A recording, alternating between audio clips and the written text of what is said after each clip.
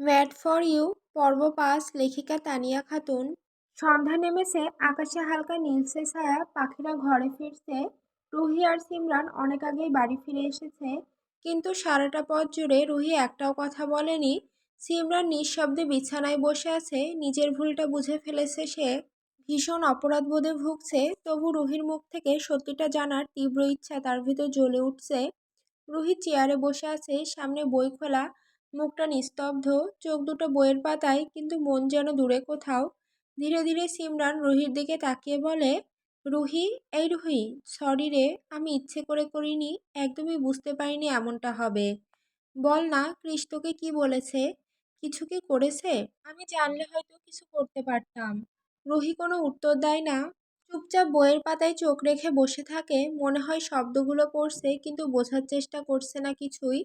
সিমরান বিরক্ত হয়ে উঠে বলে, এইভাবে চুপ করে থাকলে হবে না, আমি আর পারছি না। তার গলা কেঁপে ওঠে, চোখ ভরে যায় পানিতে। মুহূর্তের মধ্যেই সে হাউমাউ করে কেঁদে ফেলে। রুহি চমকে ওঠে, চোখের সামনে সিমরানের কান্না দেখে তার বুকটাও ভারী হয়ে আসে।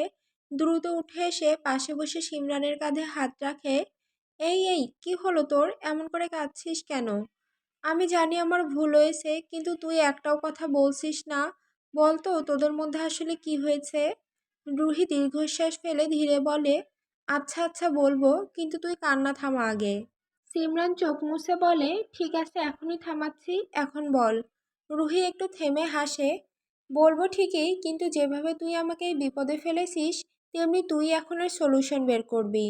সিমরান হেসে ফেলে চোখ মুছে বলে, ওকে ডান। দুজনেই একে অপরের মুখের দিকে তাকিয়ে হালকা হেসে ওঠে। দীর্ঘ নীরবতার পর আবার যেন তাদের বন্ধুত্বের আলো ফিরে আসে। রুহি অনেকক্ষণ চুপ করে বসে থাকে, ঘরে হালকা বাতাস ঢুকছে জানালা দিয়ে, কিন্তু তাদের মাঝে নীরবতা যেন আরো ভারী। এই রুহি, বল না, কৃষ আসলে কি বলেছিল?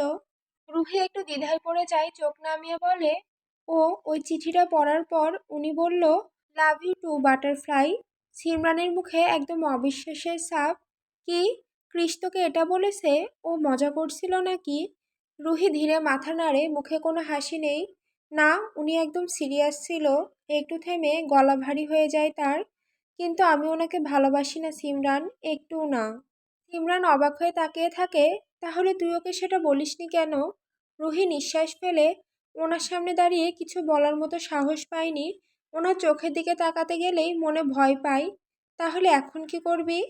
রুহি ধীরে বইটা বন্ধ করে সিমরানের দিকে তাকায়, চোখে এক ধরনের দৃঢ়তা জেগে উঠেছে। তুই বল, এই সম্পর্কটা থেকে বেরোনোর কোনো উপায় আছে কিনা? আমি চাই না কেউ ভাবুক আমি ওকে ভালোবাসি। সিমরান চুপ করে থাকে কিছুক্ষণ, তারপর ঠোঁটে হালকা হাসি টানে। তাহলে একটা কাজ করা যাক, আমরা এমন কিছু করব যাতে কৃষ নিজেই তোকে ছেড়ে দেয়।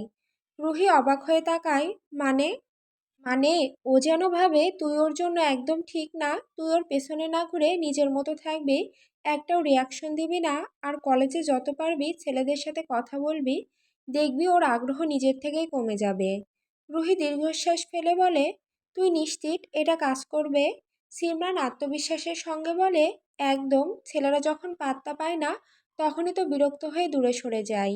রুহি হালকা হাসে, ঠিক আছে, দেখা যাক, কিন্তু তুই থাকবি পাশে। অবশ্যই থাকবো বাটারফ্লাই। Sorry sorry.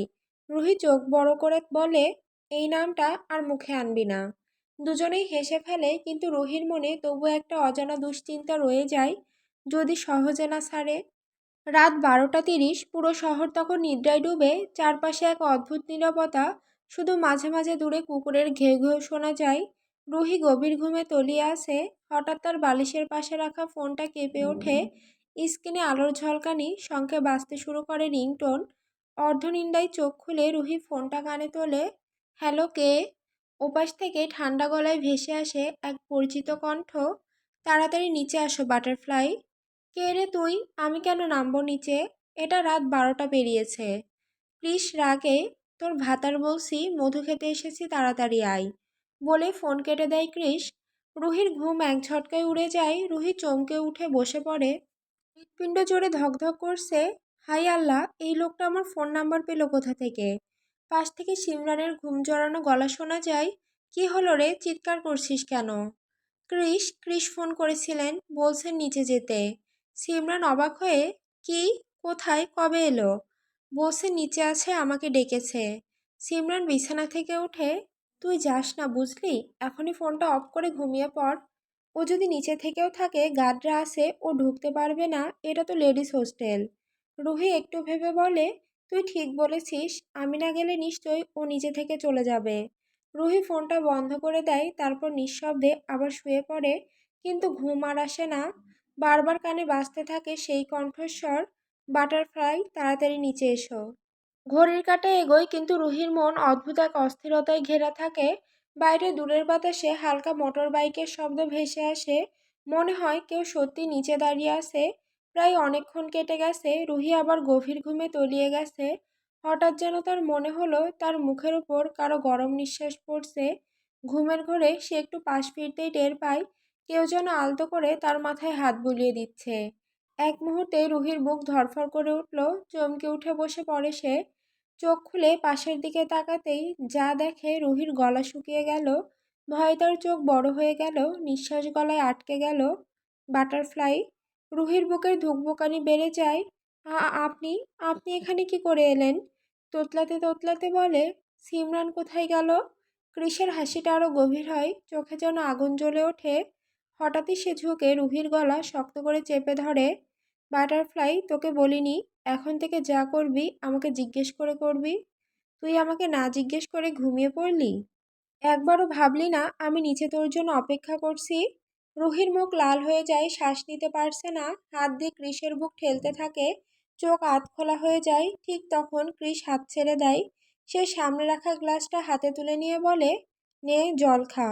রুহি থরথর করে কাপা হাতে গ্লাস নিয়ে এক নিঃশ্বাসে জলটা শেষ করে ফেলে। বুকে দম আসে, চোখে জল চিকচিক করে। কৃষ ঠান্ডা গলায়, বাটারফ্লাই, কোনোদিন আমার কথার অবাধ্য হবি? রুহি ভয়ে মাথা নিচু করে আস্তে আস্তে না বোঝায়, that's like a good girl, চলো। রুহি কাপা গলায় বলে, কোকো কোথায় যাব? কৃষ ধীরে ধীরে ঝুঁকে আসে, তার চোখ রুহির চোখের ঠিক মধ্য গিয়ে থামে, যেন প্রতিটা শ্বাসে আগুন আছে। কৃষ ধীরে হুমকি সুরে, প্রশ্ন করা আমার একদম পছন্দ নয়, মাথায় রাখবি। হ্যাঁ থাকবে। কৃষ হাসতে হাসতে, গুড। আমি বাইরে আছি, তোমার ফ্রেন্ডকে ভেতরে পাঠাচ্ছি। তাড়াতাড়ি রেডি হয়ে নিচে আসবে, আর যদি আমাকে আবার উপরে আসতে হয়, চোখে ভয়ানক ঝিলিক, তাহলে এই বারান্দা দিয়েই টুকুস করে নিচে ফেলে দেব, কেমন? রুহির চোখে আতঙ্ক জমে যায়, হাতের গ্লাসটা কাঁপতে কাঁপতে টেবিলে রাখে। রুহি উঠে দাঁড়িয়ে ওয়াশরুমের দিকে যেতে যায়। Stop butterfly. পিছন থেকে রুহির টপস টেনে ধরে, তবে ভুলবশত এমনভাবে ধরে যে ভেতরের ব্রা সমেত ধরে ফেলে। সরি বাটারফ্লাই, বাট তুমি এত টাইট কেন পড়েছো? এমনিতেই ছোট ছোট, ফিউচারে আমি কি খেয়ে বড় হব? এমন লাগামহীন কথা শুনে রুহির কান গরম হয়ে যায়, লজ্জায় সে দৌড়ে ওয়াশরুমে ঢুকে যায়। কৃষের পায়ের শব্দ দূরে মিলিয়ে যায়, কিন্তু তার গলার সেই হুমকি যেন ঘরটায় গেঁথে থাকে। বাটারফ্লাই, আমার অনুমতি ছাড়া কিছুই না, কিছুই না। রুহি ওয়াশরুমে ঢুকে নিঃশব্দে চুপ করে বসে থাকে। বাইরে বাতাসে পর্দা উঠছে, অথচ ঘরের ভেতরটা ঠান্ডা নয়, ভয় আর পাগলামির এক অদ্ভুত আগুনে জ্বলছে। রাতটা ছিল একদম চুপচাপ, চারিদিক নিস্তব্ধ। কৃষ বাইরে বেরিয়ে এসে দেখে গার্ডটা দিব্যি চেয়ারে বসে ঘুমাচ্ছে। চোখ খুলে রাখার কথা, অথচ মুখটা খোলা, হালকা নাক ডাকার আওয়াজও বেরোচ্ছে। কৃষের চোখ শুরু হয়ে যায়। ধীরে ধীরে এগিয়ে এসে ঠাস করে এক ঘুষি মারে গার্ডটার গালে। গার্ড ঘুম থেকে হুড়মুড় করে উঠে পড়ে, ভয়ে থরথর করে কাঁপছে। এখানে তোকে ঘুমানোর জন্য রাখা হয়েছে? সরি স্যার, আর হবে না। গার্ড মুখ নিচু করে দাঁড়িয়ে থাকে। কৃষ কঠিন গলায়, এখন ভালো করে শোন, এখানে আমার বাটারফ্লাই থাকে। ওর দিকে কেউ তাকাবি না, কাউকে ঢুকতে দিবি না, ভালো করে পাহারা দিবি, আর যদি আবার এমন দেখি তাহলে তোর নামও থাকবে না, মুখও থাকবে না। বুঝেছিস? বুঝেছি স্যার, একদম বুঝেছি। ঠিক তখনই রুহি বাইরে বেরিয়ে আসে। মুখ শুকনো, চোখে হালকা ঘুমের ছাপ, লাল গোল লং স্যুট পরা, চুলগুলো খোপা করে বাঁধা, কোনো সাজ নেই, তবু এক অদ্ভুত শান্ত সৌন্দর্য ছড়াচ্ছে। কৃষ স্থির হয়ে তাকিয়ে থাকে, চোখে মুগ্ধতা আর এক ফোঁটা পাগলামি মিলেমিশে গেছে। কৃষ মনে মনে, আমার বাটারফ্লাই। সে এগিয়ে এসে রুহির হাতটা ধরে বাইকের দিকে নিয়ে যায়। মুখটা এমন বালের মতো করে রেখেছো কেন? হাসো।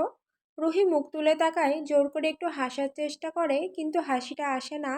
কৃষ ঠোঁটে আঙুল রাখে, আলতো করে টেনে দেয়। বড় করে হাসো।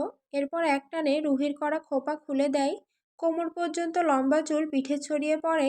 ক্রিস ক্লিপটা নিজের পকেটে নিয়ে বলে, এবার ঠিক আছে। তারপর বাইকে উঠে ইঞ্জিন চালু করে। বসো, ভালো করে ধরে বসবে। 1 ইঞ্চও ফাঁক থাকবে না, ক্লিয়ার? রুহি আস্তে, হ্যাঁ। রুহি ধীরে ধীরে পেছনে বসে, দুহাতে ক্রিসের কাঁধে রাখে। বাটারফ্লাই, এমন না, আমায় পুরো জড়িয়ে ধরো। রুহি ভয়ে আমতা আমতা করে হাত কাঁপে। ক্রিস হঠাৎ তার হাত দুটো টেনে নিয়ে নিজের বুকের উপর রাখে। রুহির নিঃশ্বাস বন্ধ হয়ে যায়, শরীরটা জমে যায় একেবারে। ক্রিস হালকা হাসিতে, এভাবেই থাকবে। তারপর বাইকটা চালাতে শুরু করে। রাতের হাওয়া উড়ে এসে রুহির গালে লাগে। চুল ওড়ে ক্রিসের মুখে এসে লাগে। রুহির বুকের ভেতর ধুকপুক করছে। মনে হচ্ছে শরীরে কারেন্ট খেলে যাচ্ছে। ও চোখ বন্ধ করে নিঃশব্দে শুধু অনুভব করে ক্রিসের বুকের তাপ, তার নিঃশ্বাসের আওয়াজ, আর সেই পাগলাটে ভালোবাসা যেটাতে ভয় আছে আর যেটা থেকে পালানো যায় না। অনেকক্ষণ কেটে যায়, তবু বাইক থামে না। চারপাশের অন্ধকার, মাঝে মাঝে স্ট্রিট লাইটের হালকা আলো এসে রুহির মুখে পড়ে যায়। ঠান্ডা হয়, তার হাত কাঁপছে, চুল উড়ে এসে মুখে লাগছে। রুহি ভয়ে আসতে বলে, আমরা কি থামবো না? আসলে আমার একটু ঠান্ডা লাগছে। ক্রিস চোখ সরু করে মুখে হালকা ব্যঙ্গ। তো তোমার কি মনে হয় তোমার ঠান্ডা লাগছে বলে আমি এখন হিরোর মতো আমার জ্যাকেট খুলে তোমাকে পরিয়ে দেব? এই না না, আমি তেমন কিছু বলিনি। ক্রিস হালকা হেসে বলে, আইসক্রিম খাবে? রুহি অবাক হয়ে তাকায়। এত রাতে আইসক্রিম? এই ক্রিস খান চাইলে সব হয়। আর হ্যাঁ, আমরা কোথাও যাচ্ছি না, স্রেফ একটু হাওয়া খেতে বেরিয়েছি। রুহি মনে মনে ভাবে, এত রাতে কেউ আবার হাওয়া খেতে বেরোয় নাকি? ওর চোখে বিস্ময়, মুখে অজানা ভয়। ঠিক তখনই ক্রিস হঠাৎ ব্রেক মারে। বাইক একদম থেমে যায়। রুহি চমকে ওঠে, প্রায় গিয়ে ধাক্কা মারে ক্রিসের পিঠে। সামনে একটা ছোট আইসক্রিমের ভ্যান দাঁড়িয়ে আছে, আলো জ্বলছে, চারপাশ নিস্তব্ধ। রুহি অবাক হয়ে বলে, আইসক্রিমের গাড়ি? ক্রিস বাইকের স্ট্যান্ড নামিয়ে ফোন বের করে। ঠিক তখন একটা মেসেজ আসে। স্ক্রিনে কারো নাম জ্বলে ওঠে। সে শান্তভাবে রিপ্লাই দেয়, থ্যাঙ্কস। তারপর ফোন পকেটে রেখে রুহির দিকে তাকিয়ে বলে, তো খাবে? রুহি কিছুক্ষণ চুপ থেকে মাথা নিচু করে হেসে ফেলে। আমার ভালো লাগে কর্নেটো আইসক্রিম। ক্রিসের ঠোঁটে হালকা হাসি ফুটে ওঠে। সে গাড়ির কাছে গিয়ে দুইটা নিয়ে আসে, রুহির হাতে দেয়। রুহি হাতে নিয়ে একটু থামে, চারপাশে তাকায়। আইসক্রিমের মালিক কোথায় গেল? তাকে না জিজ্ঞেস করে খাওয়া ঠিক হবে? ক্রিস চোখে দুষ্টু হাসি নিয়ে, তোমায় ভাবতে হবে না বাটারফ্লাই, তুমি শুধু খাও। রুহি ধীরে ধীরে কর্নেটো খুলে খেতে শুরু করে। ঠান্ডা আইসক্রিম ঠোঁটে লাগতেই তার শরীরে হালকা শিরশিরে ঠান্ডা লাগে। রুহি আইসক্রিম খেতে খেতে হালকা করে ক্রিসের দিকে তাকায়। কিন্তু ক্রিস যেভাবে একদৃষ্টিতে তাকিয়ে আছে, তাতে রুহি ভয় পেয়ে যায়। খাবেন? ক্রিস মাথা নেড়ে হ্যাঁ বোঝায়। রুহি নিজের হাতে থাকা আরেকটা আইসক্রিম এগিয়ে দেয়। এটা নয় বাটারফ্লাই, তোমার হাতে যেটা খাচ্ছ ওটাই চাই। এটা তো অর্ধেক খাওয়া। ক্রিস কোনো কথা বলে না, এগিয়ে এসে রুহির কোমর ধরে তুলে বাইকে বসিয়ে দেয়। রুহি একদম অবাক, কিছু বুঝে উঠতে পারে না।